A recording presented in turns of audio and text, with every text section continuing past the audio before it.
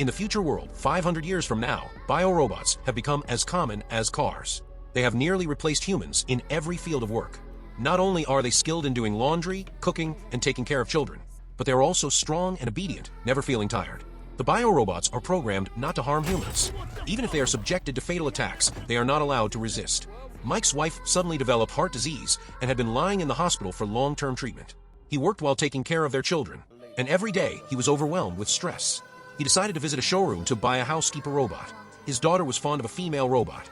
It was equipped with the most advanced intelligence system, designed specifically to simulate human emotions, and especially good at caring for children. Mike was in desperate need of help, so he bought it and brought it home. As soon as the robot entered the house, it started working. If you didn't observe it closely, it looked no different from a human nanny. To make communication easier in the future, Mike named it Megan.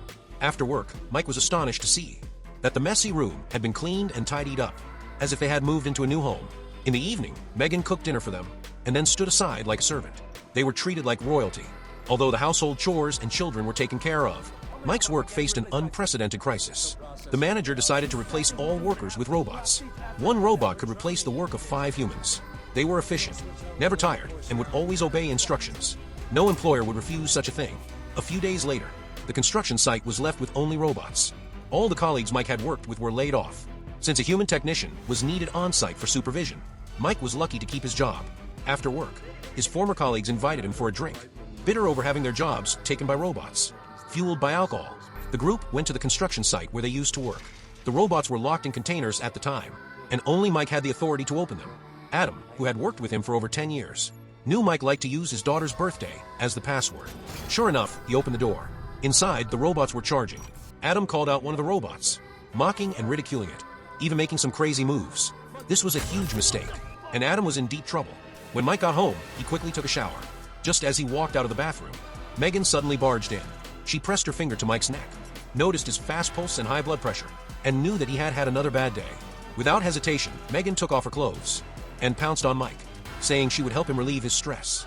At first, Mike refused, but what man could resist Megan's temptation? Mike soon complied.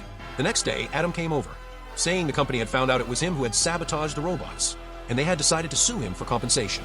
But Adam suspected that Mike had betrayed him, as there was no way they could have found out so quickly otherwise. The two had an intense argument, and a fight broke out.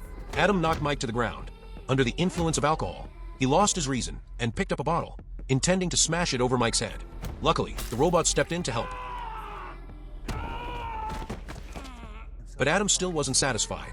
He threatened Mike, telling him to go to the boss and withdraw the lawsuit, or else he would report Mike to the boss.